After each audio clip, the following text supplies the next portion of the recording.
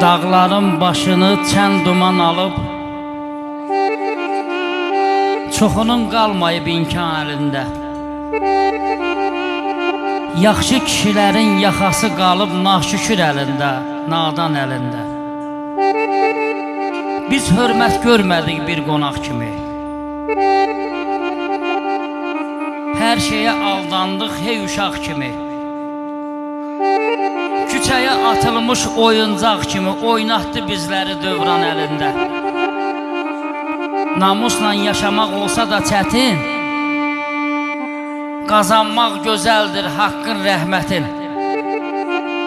Dünyanın o boyda varın dövlətinə apara bilmədi sultan əlində. İnsanlar bu qədər etməsin günah, xeyrə açılsın açılan sabah. Şeytanın şərindən sən qoru Allah, insanlıq ölməsin insan əlində. Arzum budur yerin göyün sahibi, ləyaqəti əlimizdən almasın.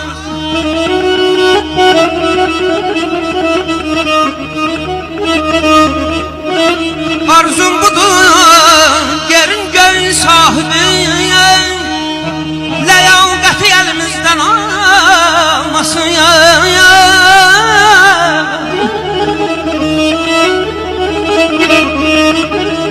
İnsanlara kardeş olaq, dost olaq, sədaqəti əlimizdən almasın.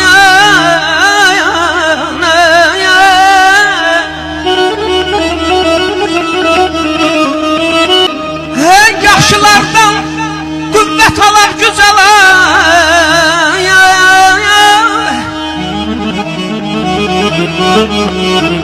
ucalanda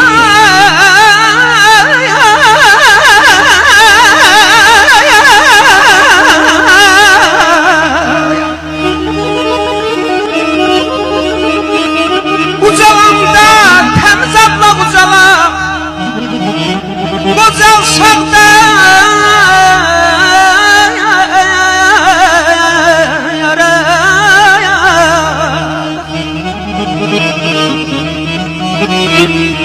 qocalsaq da kişi kimi qocalaq, cəsarəti əlimizdən almasın. Başımıza qəm yağışı tökməsin.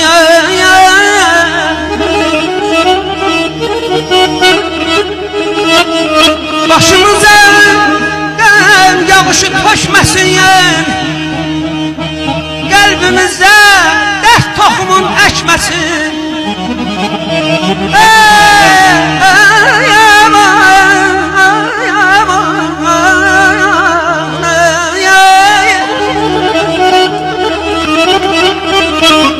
Çörəklə imtihana çəkməsin.